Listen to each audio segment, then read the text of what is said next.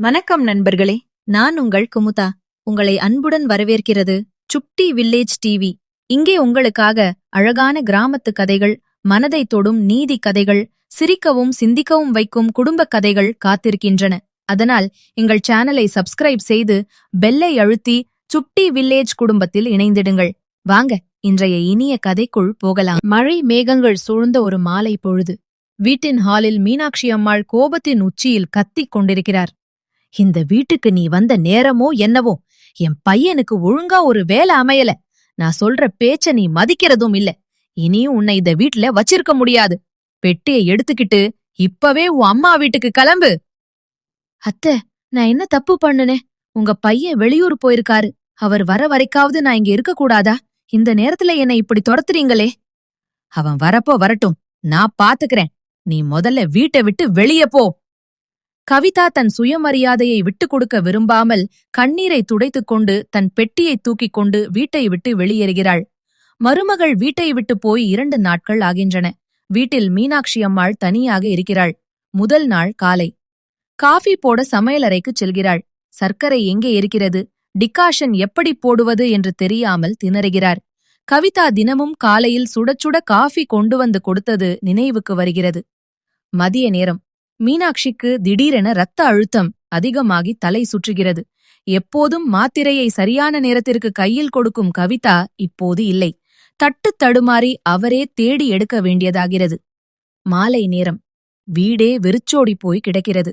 கவிதாவின் சிரிப்பும் அவள் செய்யும் வீட்டு வேலைகளின் சுறுசுறுப்பும் இல்லாததால் அந்த பெரிய வீடு அவருக்கு ஒரு நரகமாக தோன்றுகிறது. அப்போதுதான் மீனாட்சிக்கு புரிகிறது, கவிதா வெறும் மருமகள் மட்டுமல்ல, அந்த வீட்டின் அச்சாணியாக இருந்திருக்கிறாள் என்று. 3ஆம் நாள் சுரேஷ் வெளியூரிலிருந்து அவசரமாக வீட்டிற்கு வருகிறான். வீடு பூட்டி கிடப்பதைக் கண்டு மாற்றுச் சாவியால் திறந்து உள்ளே வருகிறான். அங்கே மீனாட்சி அம்மாள் சோர்வாக காய்ச்சலில் படுத்த படுக்கையாக கிடக்கிறாள். அம்மா, என்னாச்சு உனக்கு? கவிதா எங்கே? ஏன் வீடு இப்படி பாழடைஞ்சு கிடக்கு? சுரேஷ், நான் தான் கோபத்துல அவளை வீட்டை விட்டு துரத்திட்டேன்டா. ஆனா அவ போன அப்புறம்தான் தெரியுது இந்த வீட்டை அவ எவ்வளவு அழகா தாங்கி பிடிச்சிருந்தான்னு. எனக்கு உடம்பு சரியில்லாதப்ப அவ செஞ்ச பணிவிடை எதுவும் எனக்கு புரியாம போச்சு. என்ன மன்னிச்சுருடா. அப்போது கதவு தட்டும் சத்தம் கேட்கிறது. சுரேஷ் கதவை திறக்கிறான். அங்கே கையில் ஒரு டிபன் பாக்ஸ் மற்றும் மருந்துகளுடன் கவிதா நிற்கிறாள். கவிதா, நீயா? ஆமாங்க, நான் அம்மா வீட்டுக்கு போகல. பக்கத்து தெருவுல இருக்க என் தோழி வீட்டுல தான் இருந்தேன்.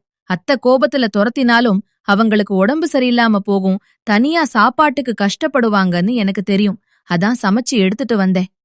இதை கேட்ட மீனாட்சி அம்மாள் ஓடி வந்து கவிதாவின் கைகளை பிடித்துக் கொள்கிறார். என்ன மன்னிச்சிருமா கவிதா, உன்னோட அருமை தெரியாம உன்னை வீட்டை விட்டு துரத்திட்டேன். இனி நீதான் இந்த வீட்டு மகாராணி. என்னை விட்டு எங்கேயும் போகாதே. கவிதா புன்னகையுடன் மாமியாரின் கண்ணீரை துடைக்கிறாள். குடும்பம் மீண்டும் ஒன்று சேர்கிறது. குடும்பம் நிம்மதியாக வாழத் தொடங்கி 1 வாரமாகிறது. ஒரு நாள் காலை கையில் பெரிய பையுடன் மீனாட்சியின் நாத்தனார் மங்களம் வீட்டிற்குள் அதிரடியாக நுழைகிறார். மங்களம், என்ன மீனாட்சி, ஊர்ல ஒரே பேச்சா கிடக்கு. நீ உன் மருமகளை வீட்டை விட்டு துரத்துன அப்புறம் அவ கால்ல விழுந்து திரும்ப வீட்டுக்கு கூட்டிட்டு வந்தியா? உனக்கு எங்க குடும்பத்து மானம் முக்கியமா இல்லையா? மங்களத்தின் பேச்சை கேட்டு ஹாலில் இருந்த கவிதா அமைதியாக நிற்கிறாள். மீனாட்சி அம்மாளுக்கு என்ன சொல்வதென்று தெரியவில்லை. இங்க பாரு மீனாட்சி, மருமகளை எப்பவும் கைக்குள்ள வச்சிருக்கணும். நீ இப்படி சலுகை கொடுத்தா அப்புறம் அவ உன் தலை மேல ஏறி உட்கார்ந்துருவா. நான் இங்க 1 வாரம் தங்க போறேன். அவளை எப்படி அடக்கணும்னு நான் உனக்கு கத்துக் கொடுக்கறேன். மீனாட்சிக்கு தன் நாத்தனாரின் குணம் தெரியும். ஆனால் குடும்ப விவகாரம் என்பதால் அமைதியாக தலையாட்டுகிறார். அடுத்த 2 நாட்களாக மங்களம் கவிதாவை தேவையில்லாமல் வம்புக்கு இழுக்கிறார். சமையலில் உப்பு சரியில்லை, வீடு சுத்தமாக இல்லை என்று குறை கூறுகிறார். ஆனால் கவிதா எதற்கும் கோபப்படாமல் அமைதியாக தன் வேலைகளை செய்கிறாள். கவிதாவின் இந்த அமைதி மங்களத்திற்கு இன்னும் கோபத்தை ஏற்படுத்துகிறது. எப்படியாவது மீனாட்சிக்கும் கவிதாவுக்கும் இடையே மீண்டும் சண்டையை மூட்ட ஒரு சதி செய்கிறார்.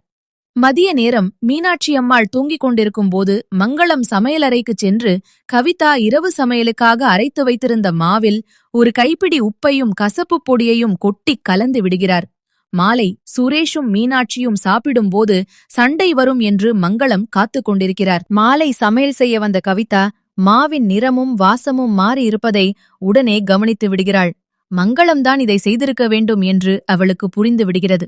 ஆனால் அவள் அதை யாரிடமும் சொல்லி சண்டை போடவில்லை. இரவு உணவு நேரம் வருகிறது. சுரேஷும் மீனாட்சியும் சாப்பிட அமர்கிறார்கள். மங்களம் சோபாவில் அமர்ந்து கொண்டு எப்போது சண்டை வெடிக்கும் என்ற ஆவலோடு பார்த்து கொண்டிருக்கிறார். கவிதா சுடச்சுட தோசையும் கார சட்னியும் பரிமாறுகிறாள். சுரேஷும் மீனாட்சியும் சாப்பிட்டுவிட்டு ஆச்சரியப்படுகிறார்கள்.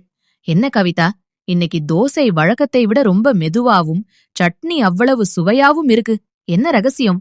இதை கேட்டு மங்களம் அதிர்ச்சி அடைகிறார். கெட்டுப்போன மாவின் செய்த தோசை எப்படி நல்லா இருக்கும் என்று குழம்பிப் போய் அவசரமாக எழுந்து வந்து ஒரு தோசையை தின்று பார்க்கிறார். அது உண்மையிலேயே பிரமாதமாவே இருக்கிறது. மங்களம் குழப்பத்தோடு சமையலறைக்குச் சென்று பார்க்கிறார். அங்கே கவிதா கெட்டுப்போன மாவை ஒரு பக்கமாக எடுத்து வைத்துக் கொண்டிருக்கிறாள். தடுமாற்றத்துடன், கவிதா, அந்த மாவு... அமைதியான குரலில், அத்தை, நீங்க மாவுல உப்பையும் கசப்பையும் கொட்டுனத நான் பாத்துட்டேன். நீங்க என் மேல இருக்கிற கோபத்துல அத செஞ்சீங்க. ஆனா அத நான் அப்படியே சுட்டு கொடுத்தா என் கணவருக்கும் என்ன மகளா ஏத்துக்கிட்ட என் மாமியாருக்கும் தான் உடம்பு சரியில்லாம போகும். அதான் அந்த மாவை ஓரமா வச்சுட்டு அவசரமா ரவை எடுத்து இன்ஸ்டன்டா ஒரு மாவு தயாரிச்சு தோசை சுட்டேன். குடும்பத்துல சண்டை வர்றதை விட எல்லாரோட ஆரோக்கியமும் நிம்மதியும் தான் எனக்கு முக்கியம் அத்தை. இதையெல்லாம் சமையலறை வாசலில் நின்று கேட்டுக்கொண்டிருந்த மீனாட்சி அம்மாள் உள்ளே வருகிறார். அவர் கண்கள் கோபத்தில் சிவந்திருக்கின்றன. பார்த்தியா மங்களம், நீ எந்த மருமகளை அடக்கணும்னு சொன்னியோ அவ என் குடும்பத்தோட நிம்மதிக்காக எவ்வளவு பொறுமையா நடந்துக்கறான்னு. நீ என் மருமகளை பத்தி தப்பா பேசினது போதும். கிளம்புற வழியை பாரு. மங்களம் தன் தவறை உணர்ந்து தலை குனிந்து யாரிடமும் பேசாமல் தன் பையை எடுத்துக்கொண்டு வீட்டை விட்டு வெளியேறுகிறார். மீனாட்சியம்மாள் கவிதாவை அணைத்துக் கொள்கிறார். ஒரு நல்ல மருமகள் நினைச்சா குடும்பத்தையே வாழ வைக்க முடியும்ங்கறதுக்கு நீதான் உதாரணம் கவிதா. இந்த கதை உங்களுக்கு பிடித்திருந்தால் ஒரு லைக் பண்ணுங்க. உங்கள் நண்பர்களுக்கும் குடும்பத்தினருக்கும் ஷேர் பண்ணுங்க. மேலும் இதுபோன்ற அழகான கிராமத்து கதைகள், நீதி கதைகள் மற்றும் குடும்ப அனிமேஷன் கதைகள் பார்க்க எங்கள் சுட்டி வில்லேஜ் டிவி சேனலை சப்ஸ்கிரைப் செய்ய மறக்காதீங்க. நான் உங்கள் குமுதா. மீண்டும் ஒரு அழகான கதையுடன் உங்களை சந்திக்கிறேன்.